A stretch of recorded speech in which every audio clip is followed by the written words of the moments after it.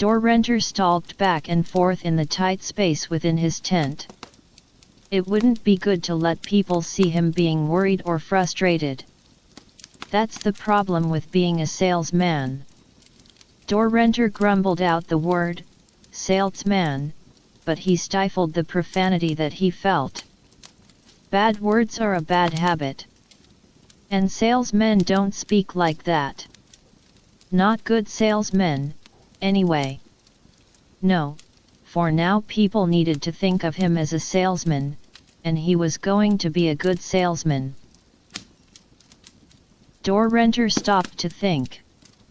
No. There's nothing to worry about. Yes, he hadn't actually seen the girl for 2 days, but, well, what of it? She said that she wanted some time to play with the locals. She wanted to learn how to help him to be a good salesman. If anything had happened to her, well, he would have heard about it, wouldn't he? No. It wasn't really important anyway. Yes, people liked the girl, Fog Dancer, and Door Renter could tell them about how he had rescued the orphan. And maybe, when the time was right, he was sure he could pawn her off for a favor or two. Yes. Favors are currency to be a Jeepkrians, and Door Renter really wanted to be a successful Jeepkrians.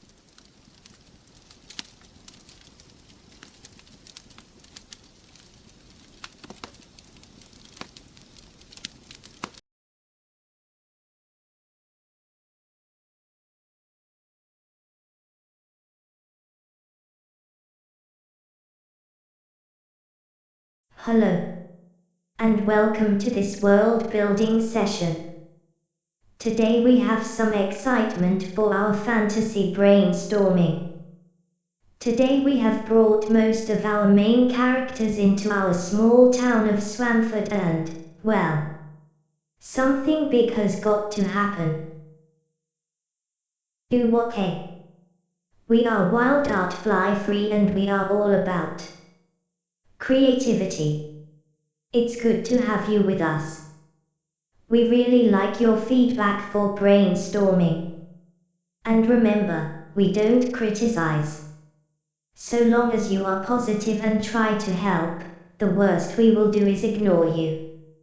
And then again, if people like your suggestions, they will become part of our world. It's fun. Just remember, everything we do is public domain, so if you have any ideas that you want to use in your own writing, don't share them with us. Everything that you share with us will become public domain, and that means that you will lose your copyright. Sorry for that, but on the other hand, you can feel safe that anything that you hear from us is safe to copy and use. No worries.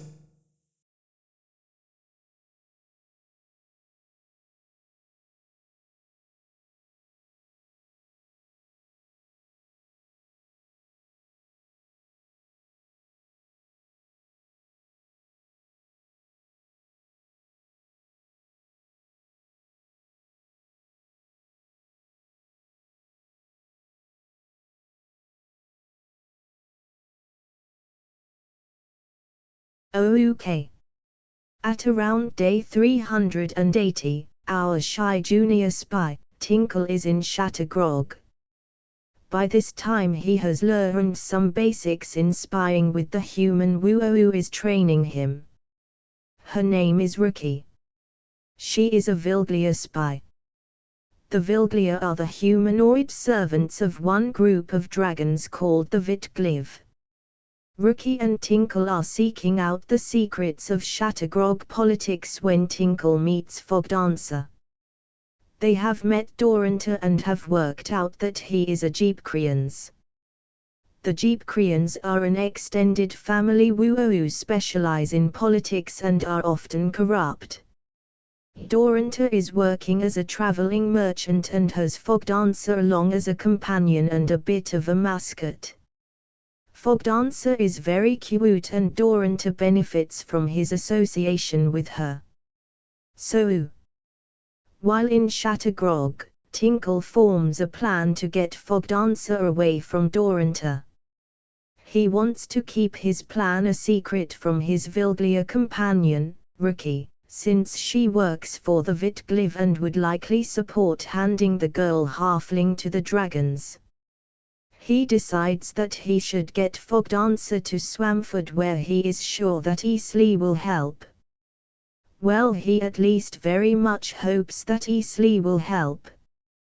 Tinkle could take Fogdancer himself, but it would be better if he didn't disappear at the same time.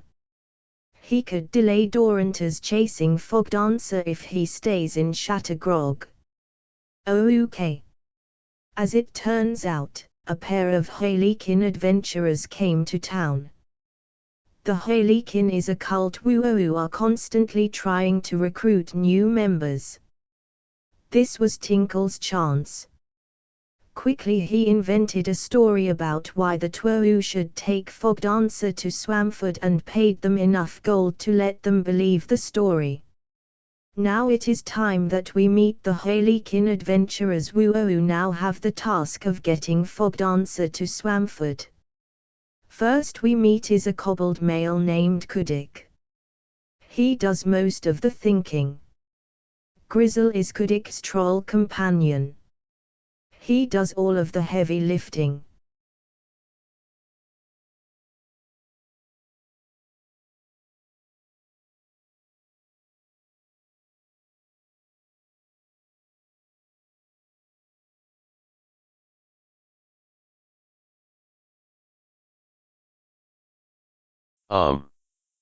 So, Fogdancer is coming to Swanford. She has two companions that we should get to know more.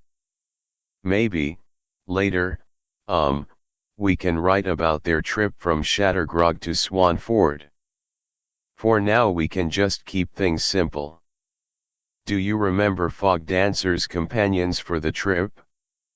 They are two members of the Harlequin cult and work to ensure that the Harlequin prophecies come true. There must be a prophecy or two that they would be working on now. Any ideas?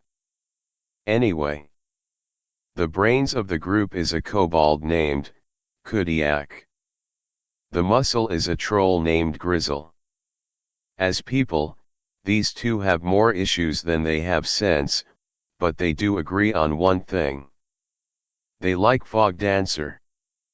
They pretend they don't, but not too deep down, it's clear they have fallen to her charm. So, while in Swanford the two Harlequin will continue to work on their prophecy plans, but always with an eye on their halfling child companion. Okay, so, I guess now we should think about how the people of Swanford will react to our small group of travelers.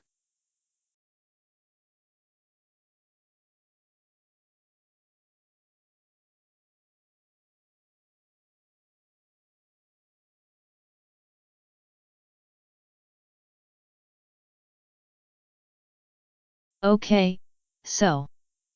Can we talk about Tweedrill for a minute? We have a character that we are building. The small young lady named Easley has a mysterious past. She is a Tweedrill. Very few people on the world of Opsipudok have ever heard of Tweedrill. The first information about the Tweedrill that we should know is that the Tweedrill have a strong connection to dragons.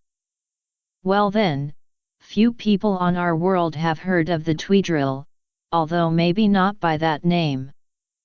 Myths, legends, and even rumors have whispered about a group of people that have a special connection to dragons. The dragon community who keep Tweedrill are called the Vitgliv. In a library somewhere there is one Vitgliv symbol that shows dragons looking up to humans that are clearly at a level above the dragons. Okay, so.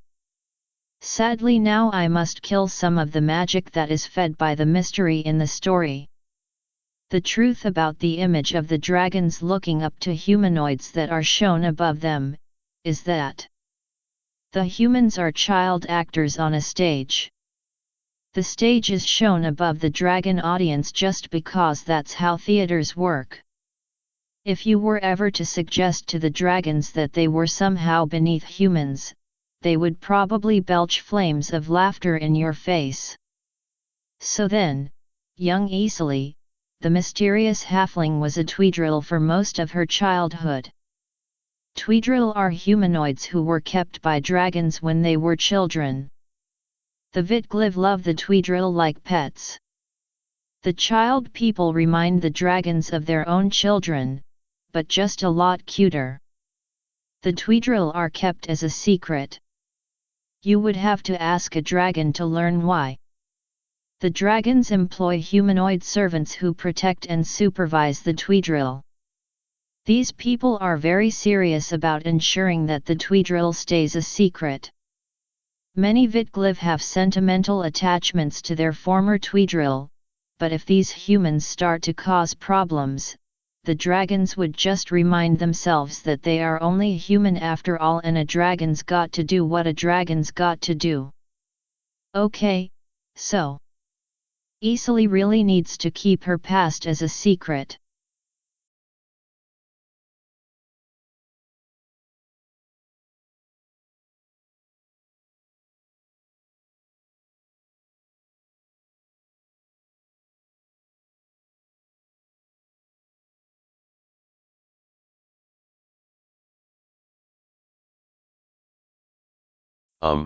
Okay. So now our small group has arrived in Swanford. We can assume that Tinkle will have sent a message to Eastleigh to keep an eye out for Fog Dancer. How would Eastleigh handle their first meeting? This is like a halfling woman meeting a younger version of herself. How does Eastleigh feel about Tinkle's plan to keep Fog Dancer away from the Vilglia and the Vitgliv? Does Eastleigh regret her past? We know that Eastleigh has reservations about her current situation. The Vilglia keep an eye on her, somehow, and make sure that she is safe. So, maybe Eastleigh would wonder, what was Tinkle thinking? Sending the halfling child to her? The Vilglia are the people who find small children and send them to be entertainment for the dragons. Is this some sort of test? Does Tinkle want to see if Eastleigh is more loyal to him? Or to her relationship with her past? No. Surely not. It's more likely that Tinkle just wasn't thinking. At any rate, Eastleigh now has the task of keeping Fog Dancer safe without bringing the Vilglia's attention to her. So, now that Fog Dancer and Kudiak and Grizzle are in Swanford, how do the other residents of the town react? Also, what have they been doing since we last visited the residents of Swanford? Let's take a moment to remember who we are talking about.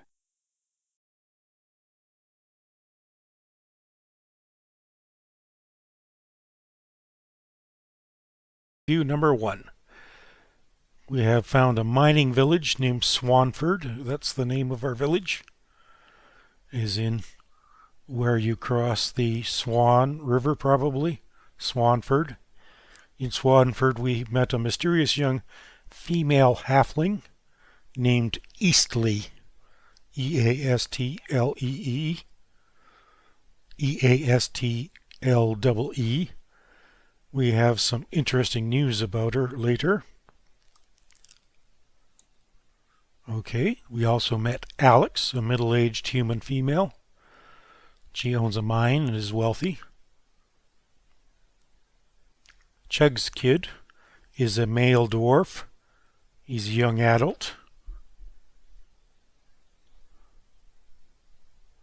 And Chug's kid is a leader among the small peoples, so he's politically active.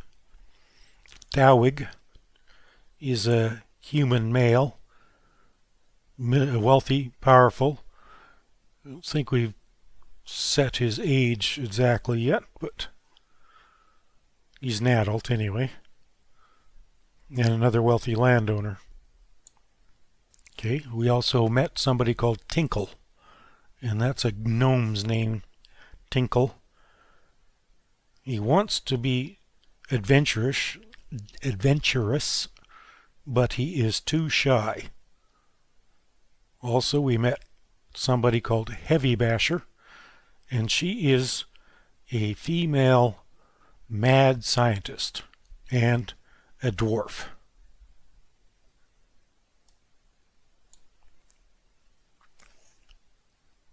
And we also had a look around in Swanford in our imaginations.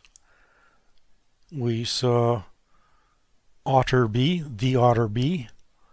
It's the local tavern, not a very large tavern, about 6 tables altogether. Then there was Dick's Sticks Supplies, the local hardware store.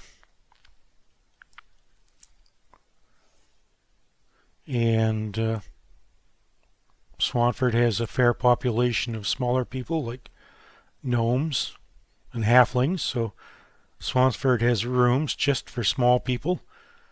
And they are at a place called Glug Rooms. Glug, Glug Rooms. And apart from that, there are some tunnels underneath Swanford. And the Swanford tunnels have a name. They are called Mary Sunder. And we also learned a few more places than that, but that's enough for today's review.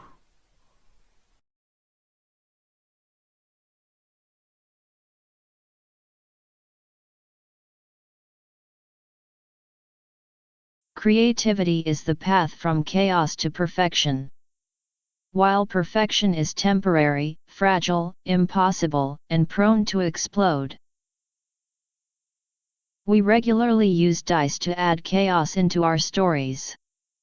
When we have enough chaos, we look for a path that might allow us to make sense of what we have. Now we have built our town of Swanford into a type of perfection.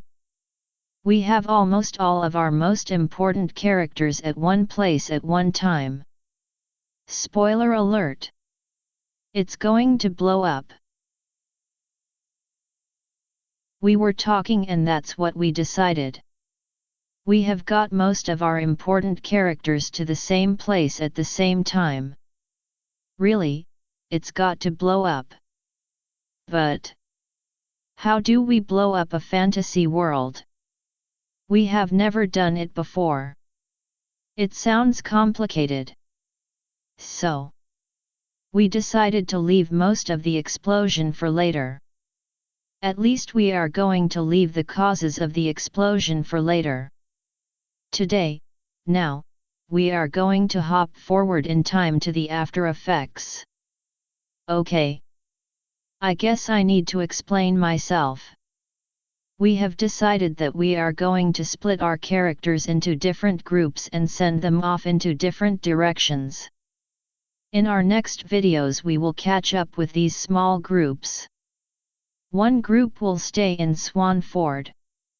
3 others will explore Aldla. Now we need to split our people into groups. We decided to do it a bit like picking teams.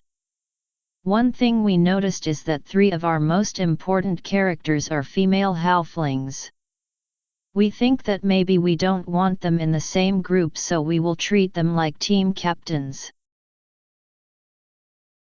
Eeks can be the 4th captain.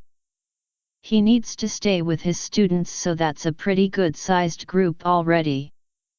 Okay. Now how do we decide who goes with whom? Yixi came with Pete and Eldon. We will keep Pete and Eldon together, but not necessarily with Yixi. Okay. Rolling the dice end. Okay. The dice say that Pete and Eldon will stay with Yixi. Alright, who next? We should keep Kudiak and Grizzle together. Both Yixi and Eeks already have big groups. So, that leaves Fog Dancer and Easily.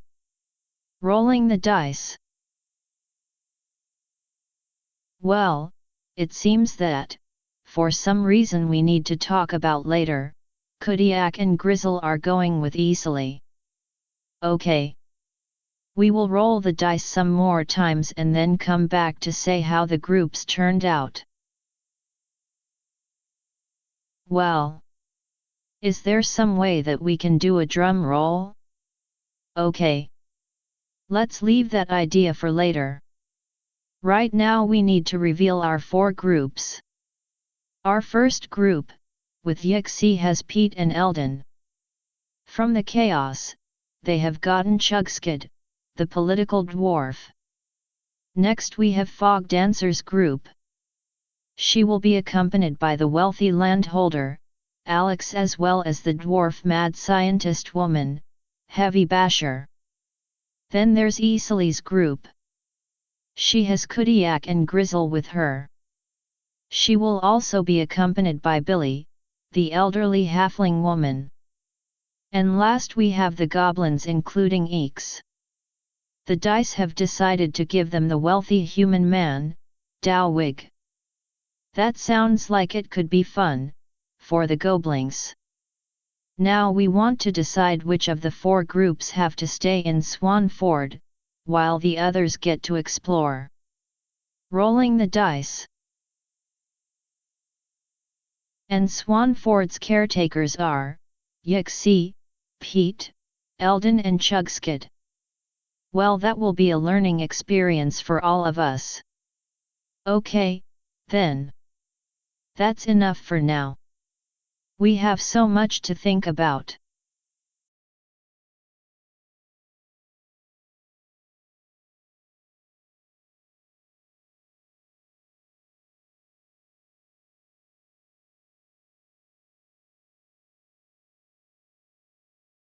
So.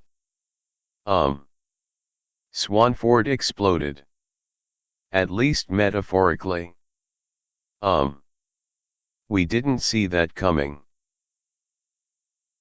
That's Bunny's way of following our recipe for creativity. We throw together a bunch of random ideas and facts to make chaos. Then we look for a path out of the chaos, trying to find perfection. And then, if it's good perfection, it blows up and makes a bunch more chaos. So okay. I am more of a conscientious type of turtle. Bunny and Owl tend to look to me when there's a bunch of chaos that needs a path through.